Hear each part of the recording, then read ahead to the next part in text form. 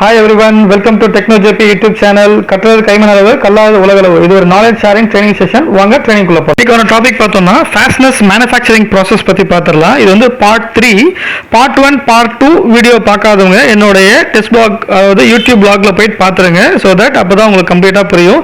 இப்போ இந்த part 3ல manufacturing process பத்தி பார்க்க போறோம். என்னென்ன ஸ்டாண்டர்ட்ஸ் இருக்கு, என்ன மாதிரிலாம் வந்து மேனுஃபேக்சர் பண்றாங்கன்றது கம்ப்ளீட்டா பார்த்துறோம். வாங்க ஸ்லைடுக்குள்ள போலாம். இப்போ டைப் ஆஃப் மேனுஃபேக்சரிங் ப்ராசஸ்ல 3 டைப் பார்த்துடலாம். கோல்டு ஃபோர்ஜிங் மூலமா என்ன பண்ண போறாங்கன்னா ஸ்டட், போல்ட், ஸ்க்ரூஸ், ரிவீட்ஸ் அந்த மாதிரி வந்து மேனுஃபேக்சர் பண்ண போறாங்க. அதே மாதிரி ஹாட் ஃபோர்ஜிங் ஒரு பாரோ இல்லை வந்து ஸ்டாக் இல்லை ராடு அந்த மாதிரி ஹீட் பண்ணி அதுலேயும் வந்து நம்ம என்ன பண்ண போறாங்கன்னா ஸ்டட், போல்ட் எல்லாமே மேனுஃபேக்சர் பண்ண போறாங்க. அதே மாதிரி மிஷினிங் பண்ணியும் வந்து மேனுஃபேக்சர் பண்ணலாங்க.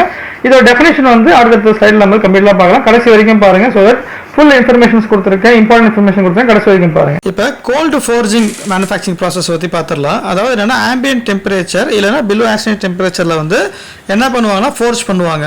இப்போ நம்மளுக்கு எக்ஸ்டர்னல் ஹெட் வேணும், இல்லை ரிவீட் ஸ்க்ரூ வேணும், அதில் பியர்சிங் வேணும். அது மாதிரிலாம் வந்து பார்த்தீங்கன்னா ரா மெட்டீரியல்ஸ் வந்து ராடாகவும் இருக்கலாம், பாராகவும் இருக்கலாம், இல்லை காயில்ஸாகவும் இருக்கலாம். இப்போ ஸ்க்ரூலாம் பார்த்தீங்கன்னா minimum 6 mm, 8 mm, 10 mm screws அந்த மாதிரிலாம் இருக்கும் பார்த்தீங்களா. அதெல்லாம் வந்து ஸ்பெஷல் மிஷின்ஸ், SPM மிஷின்ஸில் அதை வந்து கட் பண்ணி அதை ஃபோர்ஸ் பண்ணி அதில் வேண்டிய வந்து ஸ்க்ரூஸ் அந்த மாதிரி வந்து ஃபார்ம் பண்ணிப்பாங்க. இதுதான் வந்து கோல்டு ஃபோர்ஜிங். இது வந்து cheapest method then hot forging. இப்போ ஹாட் ஃபோர்ஜிங் பற்றி பார்த்துடலாம். ஹாட் ஃபோர்ஜிங் அப்படின்னா இப்போ சொன்ன மாதிரி பார் இல்லை ராடை வந்து என்ன பண்ணுவாங்கன்னா ஹீட் பண்ணுவாங்க.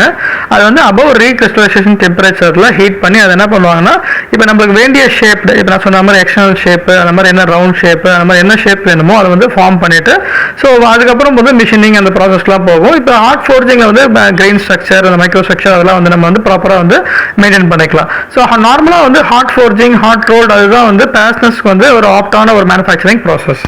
மிஷினிங் ப்ராசஸ்லேயே வந்து இந்த ஸ்டட் இல்லை போல்ட் வந்து நம்ம ரெடி பண்ணிக்கலாம், மேனுஃபேக்சர் பண்ணிக்கலாம்.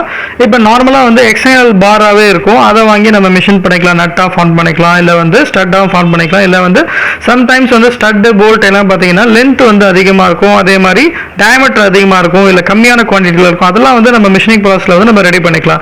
ஸோ இதில் வந்து நம்ம பார் கட் பண்ணிட்டு அதுக்கப்புறம் த்ரெட்டிங் ஃபார்ம் பண்ணி லேத்து இல்லை CNC இல்லை வந்து SPM மிஷின்ஸ் அந்த மாதிரி ரெடி பண்ணிக்கலாம் இதில் வந்து. ஸோ இதுதான் வந்து மேனுஃபேக்சரிங் ப்ராசஸ். இப்போ என்னென்னு பார்த்தோம்னா கோல்ட் ஃபோர்ஜிங் பார்த்தோம், ஹாட் ஃபோர்ஜிங் பார்த்தோம், அதே மாதிரி வந்து மிஷினிங் ப்ராசஸ். இப்போ அடுத்து வந்து ஒரு போல்ட்டு, ஒரு ஸ்டட் இல்லை நட்டை வந்து எப்படி வந்து கம்ப்ளீட்டாக வந்து ஒரு ப்ராசஸ் ஃப்ளோ எப்படி பண்ணுறாங்கன்றது நம்ம அடுத்த ஸ்லைடில் பார்த்துடலாம். போல்ட்டு, ஸ்டட்டு, ஸ்க்ரூஸ் அதோடைய மேனுஃபேக்சரிங் ப்ராசஸ் வந்து ப்ராசஸ் ஃப்ளோ பார்த்துடலாம். ஃபர்ஸ்ட் நம்ம என்ன பண்ணோம்னா ரா மெட்டீரியல் ப்ரொக்யூர் பண்ணிட்டு அதுக்கப்புறம் என்ன பண்ண போகிறோம், அதை கட் பண்ண போகிறோம். அதுக்கப்புறம் டர்னிங் ஆப்ரேஷன், கிரைண்டிங் ஆப்ரேஷன், அதுக்கப்புறம் பார்த்தோம்னா த்ரெட்டிங் ஆப்ரேஷன். ஸோ இப்போ இதுக்கு நடுவில் வந்து ஃபோர்ஜிங் ஆப்ரேஷன், அந்த எக்ஸ்டர்னல் இல்லை அப்படின்னா அந்த எக்ஸ்டர்னல் ஃபார்ம் பண்ணணும் அப்படின்னா வந்து த்ரெட்டிங் ஆப்ரேஷன். அதுக்கப்புறம் பஞ்சிங், எந்த மாதிரி வேணும் பஞ்சிங், மார்க்கிங், அதுக்கப்புறம் பார்த்தீங்கன்னா ஹீட் ட்ரீட்மெண்ட்டு, அதுக்கப்புறம் வந்து இப்போ ஃபோஸ்பேட்டிங், கோட்டிங், த்ரெட்டிங், டேப்பிங், இந்த மாதிரி நிறைய ஆப்ரேஷன்ஸ் இருக்குது. ஒன் பை ஒன்னாக நம்ம வந்து அடுத்த ஸ்டைலில் பார்க்கலாம் டீட்டெயிலாக. இதில் வந்து ஸ்டட் அண்ட் நட் மேனுஃபேக்சரிங்கில் API ரெக்குவயர்மெண்ட்டுக்கு ஃபாலோ பண்ணணும் அப்படின்னா 2 ஸ்டாண்டர்ட் இருக்குது, API 20E அண்ட் 20F. இதில் மெயினாக வந்து MPS அப்படின்ற ஒரு ஃபார்மேட், ஒரு ப்ரொசீஜர் ஃபார்ம் பண்ணணும், மேனுஃபேக்சரிங் ப்ராசஸ் ஸ்பெசிஃபிகேஷன். ஸோ அதில் வந்து ஸ்டார்ட் அதாவது inward to outward, right from raw material to dispatch வரைக்கும் அதில் எல்லாமே கொடுத்துருக்கலாம், ப்ரொசீஜர்ஸ், ஒர்க் இன்ஸ்ட்ரக்ஷன்ஸ் அந்த மாதிரி. இதில் வந்து BSL 1, 2, 3, 4 இருக்கு. BSL அப்படின்னு பார்த்தீங்கன்னா போல்டிங் ஸ்பெசிஃபிகேஷன் 11. இப்போ ஒவ்வொரு ப்ரொசீஜர், ஒவ்வொரு ப்ராசஸ் ஃப்ளோலையும் இந்த API 20 ரெக்குவயர்மெண்ட் வந்து நான் கீழே கொடுத்துருக்கேன். அதுவும் வந்து ஸ்லைடில் வந்து உங்களுக்கு கம்ப்ளீட்டாக இன்ஃபர்மேஷன் வந்து பாஸ் ஆன் பண்ணுறேன். Material first stage raw material வந்து பார்த்தோம்னா பார் இல்லை ராடு இல்லை வந்து எக்ஸ்டர்னல் பார்ஸ் அந்த மாதிரி இருக்கும். ஸோ மிஷினிங் ப்ராசஸ்க்கு இல்லை வந்து கோல்ட் ரோல்டு பாரு இல்லை hot rolled, cold rolled, hot forged bar. இப்போ மேக்ஸிமம் வந்து hot forged and hot rolled bar தான் வந்து ஃபேஷனஸ்க்கு வந்து யூஸ் பண்ணுவாங்க. ஸோ ரிஜிட்டாக இருக்கும், ரொபஸ்டிக்காக இருக்கும்ன்றதுக்காக. அதனால் வந்து ரா மெட்டீரியல் வந்து பார்த்தோம்னா உங்களுக்கு பார்லேயும் இருக்கும், காயிலையும் இருக்கும். காயில் வந்து ஸ்க்ரூஸ் மேனுஃபேக்சர் பண்ணுறதுக்காக. இப்போ இந்த ரா மெட்டீரியல் எடுத்து நம்ம லேத்து இல்லை வந்து CNC இல்லை வந்து SPM மிஷின்ஸில் வந்து இது யூஸ் பண்ணிக்கலாம். இப்போ API ரெக்குவயர்மெண்ட் பார்த்தோம்னா API 20E and 20F requirement பார்த்தோம்னா நம்ம வந்து ஸ்ட்ரைட்டாகவே ரா மெட்டீரியல் வந்து மேனுஃபேக்சர்கிட்ட தான் வந்து வாங்கணும் அப்படின்னு சொல்லியிருக்காங்க ரெக்குவயர்மெண்ட். ஸோ அதை வந்து ஃபாலோ பண்ணிக்கலாம். இதுதான் ரா மெட்டீரியல் டெஃபினேஷன். இப்போ அடுத்த ப்ராசஸ் வந்து பார் கட்டிங் ப்ராசஸ். இதில் வந்து பார்த்தோம்னா வேண்டிய லென்த்துக்கு வந்து நம்ம கட் பண்ணிக்கணும், லேத்லையோ இல்லை CNCலையோ கட் பண்ணணும். ஸோ இதில் சாம்பரிங் இருக்குது, அதுக்கப்புறம் ஹோல்டிங் பாயிண்ட் இருக்குது.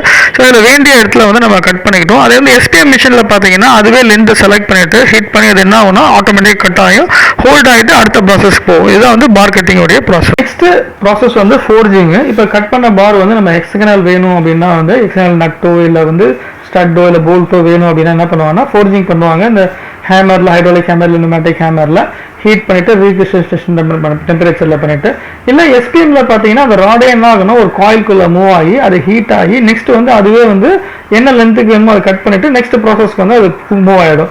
ஸோ இந்த மாதிரி தான் வந்து ப்ராசஸ் இருக்குது. இதுதான் வந்து ஃபோர்ஜிங்கோடைய ப்ராசஸ். ஸோ பார் கட் பண்ணணும்னா வந்து டேர்னிங் ப்ராசஸ். ஸோ என்ன லென்த்துக்கு வேணும், எங்கே வந்து சாஃபரிங் இருக்கணும், எங்கே த்ரெட்டிங் ஸ்டார்ட் பண்ணணும், அதெல்லாம் வந்து கால்குலேஷன் ஆஸ் பர் டைமென்ஷன் வந்து நம்ம டிராயிங் டைமென்ஷன் வந்து நம்ம டேர்னிங் பண்ணி போகிறோம். ஸோ இதுலேயும் அதே மாதிரி தான் சிஎன்சி மிஷின்ஸ், என்ன லேத்து, இல்லை வந்து நம்ம எஸ்பிஎம் மிஷின்ஸில் அந்த ப்ராசஸ் படி வந்து நம்ம வந்து ஃபாலோ பண்ணிக்கிறோம். டேர்னிங் ஆப்ரேஷன் வந்து நம்மளுக்கு முடிஞ்ச உடனே அடுத்த ஆப்ரேஷன் வந்து பார்த்தோம்னா இது வந்து கிரைண்டிங் ஆப்ரேஷன், சென்ட்ரல் கிரைண்டிங் இல்லை சிங்கிள் கிரைண்டிங்கில் அந்த ப்ராப்பர் வீல் யூஸ் பண்ணி கிரிட் யூஸ் பண்ணி நம்ம என்ன பண்ண போகிறோம்னா ஃபினிஷ் கொண்டு வர போகிறோம், smooth finish for threading and operations. ஏன்னா வந்து நம்ம டேர்னிங் பண்ணியிருக்கும் போது என்ன ஆகும்னா சம்டைம்ஸ் வந்து ஸ்டெப் மார்க் இல்லை லைன் மார்க்ஸ் அந்த மாதிரி இருக்கும். அதெல்லாம் அவாய்ட் பண்ணுறதுக்கு வந்து கிரைண்டிங் வந்து நம்ம யூஸ் பண்ணிக்கிறோம் with proper tolerance and diameter for thread. இப்போ ஸ்டட்டு நம்ம வந்து பார்த்துட்டோம். இப்போ அடுத்து நட்டு வந்து பார்த்தோம்னா ரீமிங் ஆப்ரேஷன் பண்ணுவாங்க. இப்போ ஸ்டட்டில் வந்து நட்டில் வந்து நம்ம ட்ரில்லிங் பண்ணியிருப்போம், ஓகேங்களா. இப்போ அந்த ட்ரில்லிங் பண்ண ஃபினிஷ் வந்து இம்ப்ராப்பராக இருக்கும். அதை ப்ராப்பராக கொண்டு வரணும்னா ரீமிங் ஃபினிஷ். ரீமிங்கில் வந்து என்ன டைமென்ஷன் வேணுமோ அதை கொண்டு வந்துக்கலாம். ஏன்னா வந்து அதை இப்போ த்ரெட்டிங் பண்ண போகிறோம், இன்டர்னல் த்ரெட்டிங் ஃபார்ம் பண்ண போகிறோம். ஸோ அதுக்காக தான் அந்த வந்து reaming operation. Grinding and reaming முடிஞ்ச உடனே த்ரெட்டிங் அண்ட் டேப்பிங் ஆப்ரேஷன். இப்போ த்ரெட்டிங்கில் வந்து நான் சொன்ன மாதிரி லேத்து இல்லை சிஎன்சி இல்லை எஸ்பிஎம் மிஷினில் வந்து பார்த்தோம்னா த்ரெட் ரோலிங் அப்படின்னு ஒரு ஆப்ரேஷன் இருக்கு. த்ரெட் ரோலிங்கிறது 2 டை இருக்கும். 2 டை வந்து டூ அண்ட் ஃப்ரோ மூவ் ஆகும்போது என்ன ஆகும்னா ஸ்டட்லயோ இல்லை போல்ட்லயோ வந்து என்ன ஆகும், த்ரெட் வந்து ஃபார்ம் ஆகிடும். அந்த ஸ்க்ரூலையும் வந்து த்ரெட் வந்து ஃபார்ம் ஆகிடும். இப்போ நட்டில் வந்து ஃபார்ம் பண்ணுறதுக்கு அந்த டேப்பிங் ஆப்ரேஷன் வந்து ஃபார்ம் பண்ணுவாங்க. இல்லை வந்து இன்டர்னல் த்ரெட் வந்து சிஎன்சியில் நம்ம மிஷின் பண்ணலாம். ஸோ இப்போ வந்து இல்லை த்ரெட் மில்லிங்லையும் பண்ணிக்கலாம். இப்போ வந்து நட்டில் வந்து டேப்பிங் ஆப்ரேஷன் அதுவும் வந்து எஸ்பிஎம் மிஷின்ஸ் தான். ஸோ ஆஃப்டர் ரீமிங் வந்து என்ன ஆகும்னா ஆட்டோமேட்டிக்காக வந்து டேப்பிங் வந்து ஃபார்ம் ஆகி த்ரெட் வந்து இன்சைடில் வந்து ஃபார்ம் ஆகிடும். இப்போ த்ரெட்டிங் முடிஞ்ச உடனே பஞ்சிங் அண்ட் மார்க்கிங் ஆப்ரேஷன். இதை வந்து எப்படி வந்து ப்ராசஸ் வந்து ஃப்ரண்ட்ல இல்லை பேக்ல எப்படி சேஞ்ச் பண்ணிப்பாங்களோ டிபெண்ட் அப்பான் தி மேனுஃபேக்சரர்ஸ். இப்போ பஞ்சிங் பண்ணுறது வந்து ஃபோர்ஜிங்ல கூட பண்ணிப்பாங்க. என்னென்னலாம் ரெக்குவயர்மெண்ட் பஞ்ச் இருக்கோ மெட்டீரியல், அதாவது முக்கியமாக என்ன மாதிரிலாம் இருக்கும்னு பார்த்தோம்னா மேனுஃபேக்சரர் ஐடென்டிஃபிகேஷன். யார் வந்து இந்த ஃபேஷன்ஸை மேனுஃபேக்சர் பண்ணுறாங்களோ அவங்களோட ஐடென்டிஃபிகேஷன், அந்த கம்பெனி நேமோ இல்லை வந்து சிம்பிளோ, அதே மாதிரி வந்து ஹீட் லாட்டு, ஹீட் நம்பர் இல்லை ஹீட் பேட்ச், அதுக்கப்புறம் பார்த்தோம்னா மெட்டீரியல் கிரேட் வந்து பஞ்ச் இருக்கணும். இல்லை மெட்ரிக் இல்லை இன்ச் அந்த மாதிரி பஞ்ச் இருக்கணும். இப்போ ஏபிஐ ரெக்குவயர்மெண்ட் பார்த்தோம்னா மார்க்கிங்ஸ்க்கு டிஃப்ரெண்ட்டாக இருப்பாங்க. Manufacture grade, material grade, manufacture identification, அப்புறம் ஹீட் நம்பர், ஹீட் லாட்டு, இல்லை API monogram.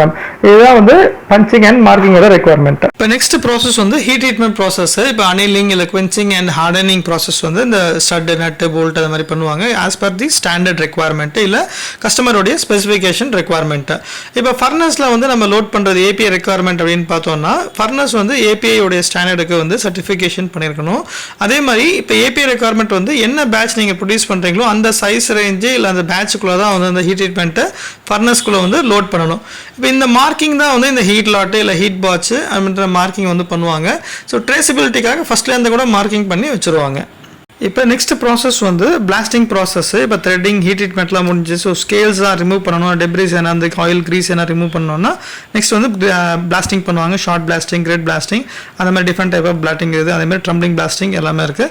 So depend upon the lot and quantity. இப்போ நம்மளுக்கு எல்லா ஆப்ரேஷனும் முடிஞ்சது. Start fritting from the raw material, threading, turning எல்லா ஆப்ரேஷன்ஸ் முடிஞ்சிச்சு. ஹீட் ட்ரீட்மெண்ட் முடிஞ்சிச்சு. இப்போ பிளாஸ்டிங் முடிஞ்சது. இப்போ வந்து என்ன பண்ண போகிறாங்கன்னா ஃபாஸ்பேட்டிங் பண்ண போகிறாங்க. ஸோ கோட்டிங் பண்ண போகிறாங்க இல்லை வந்து பிளேட்டிங் பண்ண போகிறாங்க. இப்போ ஃபாஸ்பேட்டிங்கில் வந்து ஜிங்க் ஃபாஸ்பேட்டிங் இருக்குது, அதே மாதிரி மேக்னீஸ் ஃபாஸ்பேட்டிங் இருக்குது. இப்போ கோட்டிங்லேயும் பிளேட்டிங்லேயும் வந்து பார்த்தீங்கன்னா different type of plating different upon the thickness, requirement of standard and the customer requirements. அந்த அப்ளிகேஷன் எங்கே யூஸ் பண்ணுறாங்களோ அதை பேஸ் பண்ணி தான் வந்து மாறும். இப்போ மெட்டீரியல் வந்து பார்த்தீங்கன்னா கார்பன் ஸ்டீல் இருக்குது, ஸ்டெயின்லெஸ் ஸ்டீல் இருக்குது, அலாய் ஸ்டீல் இருக்குது, அந்த மாதிரி டிஃப்ரெண்ட் டைப்ஸ் ஆஃப் மெட்டீரியல் இருக்குது. இது வந்து service based and application based வந்து சேஞ்ச் ஆகும்.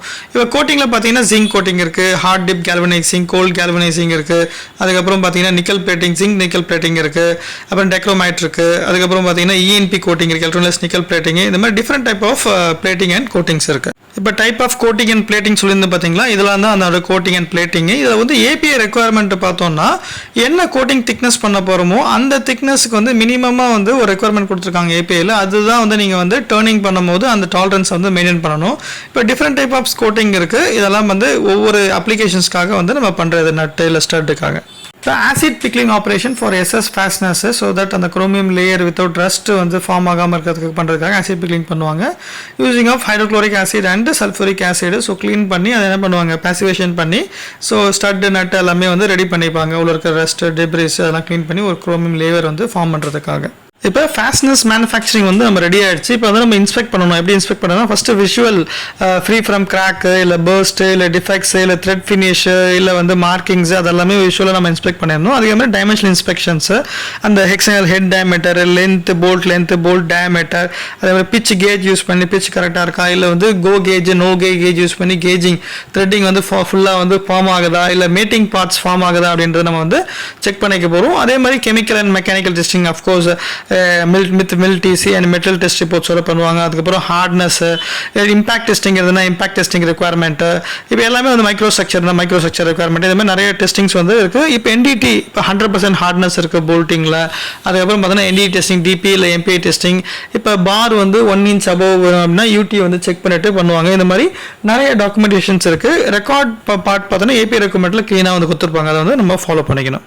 Finally, we are into packing, labeling and dispatches. So packing வந்து ப்ராப்பராக பண்ணணும் வித் கார்ட்போர்ட் ஷீட்ஸு. அதே மாதிரி பார்த்தோம்னா உள்ள கவரில் இன்சர்ட் பண்ணிவிட்டு உள்ள ஆயில் பண்ணி ரஸ்ட் ஆகாமல் இருக்கிறது பார்க்கணும். Labeling is very important. API ரெக்யர்மெண்ட்டில் கிளியராக கொடுத்துருப்பாங்க green colour labeling with manufacturer name, purchase order, date, அதுக்கப்புறம் பார்த்தீங்கன்னா என்ன சைஸு, ஸ்பெசிஃபிகேஷன், என்ன மெட்டீரியல் கிரேடு, அதுக்கப்புறம் வந்து heat number, heat lot, heat batch. இப்போ ஏபிஐ ரெக்யர்மெண்ட் இருக்குன்னா ஏபிஐ ரெக்யர்மெண்ட்டுக்கு 20 இல்லை வந்து BSL 1 2 3 4 என்னன்றது கம்ப்ளீட்டாக லேபிளிங் கொடுத்துருப்பாங்க. ப்ராப்பராக வந்து நம்ம டிஸ்பேட்ச் பண்ணோம் அப்படின்னா வந்து ஃபேஸ்னர், ஸ்டட்டு இல்லை நட்டு, ஸ்க்ரூஸோடைய மேனுஃபேக்சரிங் ப்ராசஸ் வந்து கம்ப்ளீட்டாக உங்களுக்கு பிடிச்சிருக்கேன். உங்களுக்கு இந்த ப்ரெசன்டேஷன் வந்து பிடிச்சிருந்தா லைக் பண்ணுங்கள், ஷேர் பண்ணுங்கள், சப்ஸ்கிரைப் பண்ணுங்கள். அதே மாதிரி நோட்டிஃபிகேஷன் பெல் பட்டனை வந்து ப்ரெஸ் பண்ணுங்கள். ஸோ தட் அடுத்தடுத்து போகிற ப்ரெசன்டேஷன் வந்து உங்களுக்கு ஆட்டோமேட்டிக்காக வந்து ரிப்ளை ஆகும். ஸோ நெக்ஸ்ட் ஸ்லைட் நம்ம கடைசி வரைக்கும் பாருங்கள், நிறைய இன்ஃபர்மேஷன்ஸ் வந்து கொடுத்துருக்கேன். Finally we are at the end of the session. இந்த இதில் வந்து ப்ரெசன்டேஷனில் உங்களுக்கு எதனா கொஸ்டின்ஸ் இருக்குது இல்லை query இருக்குன்னா நீங்கள் வந்து கமெண்ட் செக்ஷனில் தாராளமாக கொடுக்கலாம். ஸோ அட்டன் பண்ணுறோம். இதே மாதிரி ப்ரெசன்டேஷன்ஸ் வேறு நியூவாக போட்டு உங்களுக்கு வந்து நாலேஜ் வந்து ஷேர் பண்ணணும்னா சொல்லுங்கள். நாங்கள் ப்ரெசன்டேஷன் ப்ரிப்பேர் பண்ணிட்டு உங்களுக்கு நாலேஜ் ஷேர் பண்ணுறோம். Thanks to everyone, thanks to my teammate. நம்ம நெக்ஸ்ட் ப்ரெசன்டேஷனில் மீட் பண்ணலாம். Until then, bye from TechnoJP YouTube channel.